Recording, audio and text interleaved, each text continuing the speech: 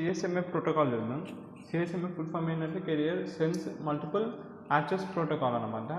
Career అంటే C అంటే career అంటే ఒక కమ్యూనికేషన్ ఛానల్ అనొచ్చు, లేకపోతే ట్రాన్స్మిషన్ మీడియం, దాన్ని కెరియర్ అంటారు. సెన్స్ అంటే లిజన్ చేస్తుంది.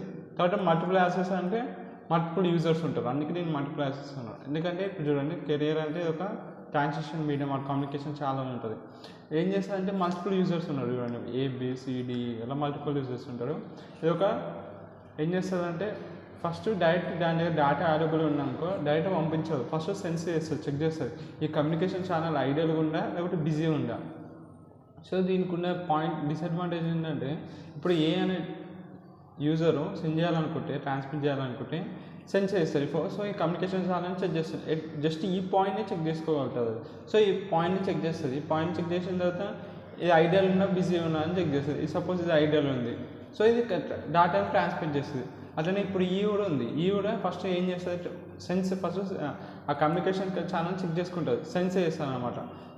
ఐడియల్ ఉన్నా బిజీ ఉన్నా ఇక్కడ ఈ పాయింట్ దగ్గర ఫస్ట్ ఈ జస్ట్ ఇక్కడనే చెక్ చేసుకోగలుగుతుంది.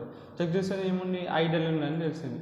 సో అది కూడా డేటాని ట్రాన్స్మిట్ చేస్తుంది. కొద్దిసేపు అయినాక ఏమైపోతాయి, రెండు డేటా ఫ్రేమ్స్ అనేవి కొలైడ్ అవుతాయి. సో కొలిజన్ అక్కడ అవుతుంది.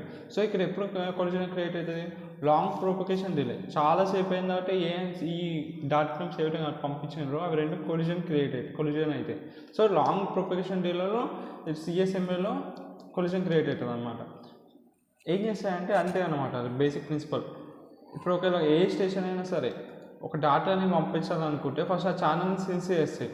ఐడియల్ ఉన్నా బిజీ ఉన్నా, ఐడియల్ ఉన్నాకో పంపించేస్తాయి ఇట్లా ఏ అని ఇలాక, బిజీ ఉన్నాకో వెయిట్ చేస్తుంది. ఆ ఛానల్ని ఫ్రీ ఐడియల్ అయ్యే వరకు, ఖాళీ ఉండే వరకు వెయిట్ చేసి అప్పుడు సెండ్ చేస్తాయి.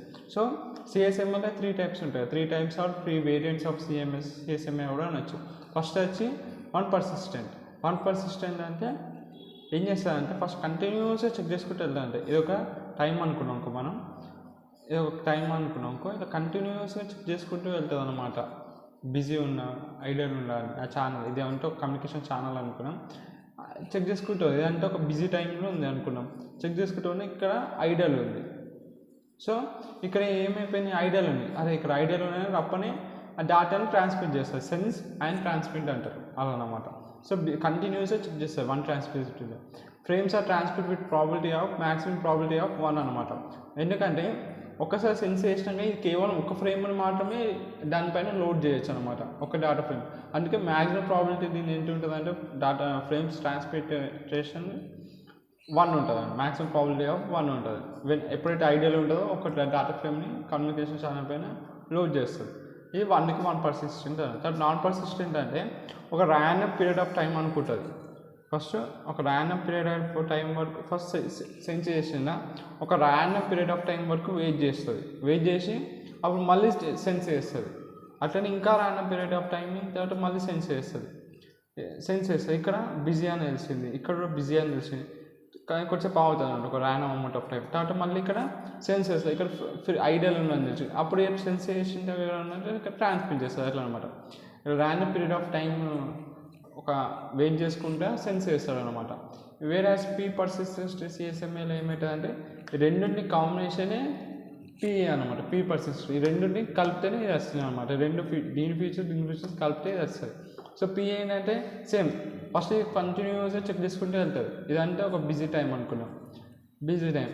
తర్వాత ఏం చేస్తుంది, కొంచెం పైన కంటిన్యూస్ చెక్ చేసుకుంటే ఒక టైం ఒక ఐడియల్ పీరియడ్ ఒక ర్యాండమ్ పీరియడ్ ఆఫ్ టైం ఇట్లా వెయిట్ చేస్తుంది, వెయిట్ చేసుకుంటా చెక్ చేస్తుంది. ఎప్పుడైతే ఇక్కడ ఐడియల్ అని సెన్స్ చేసినాకో అది ట్రాన్స్మిట్ చేస్తుంది. అర్థమైంది కదా, పీ అంటే కంటిన్యూస్ చెక్ చేస్తుంది, దాంతోపాటు ర్యాండమ్ పీరియడ్ ఆఫ్ టైం కూడా వెయిట్ చేసుకుంటూ సెట్ చేస్తుంది. Probability outcome does not allow transistor, ఇక్కడ ప్రాబిలిటీ పరంగా చెక్ చేసుకుంటూ పోతుంది అనమాట. అది ప్రాబిలిటీ యాక్షన్ ఇక్కడ ఖాళీ ఉన్న ఐడియల్ ట్రాన్స్మిట్ చేస్తుంది అనమాట.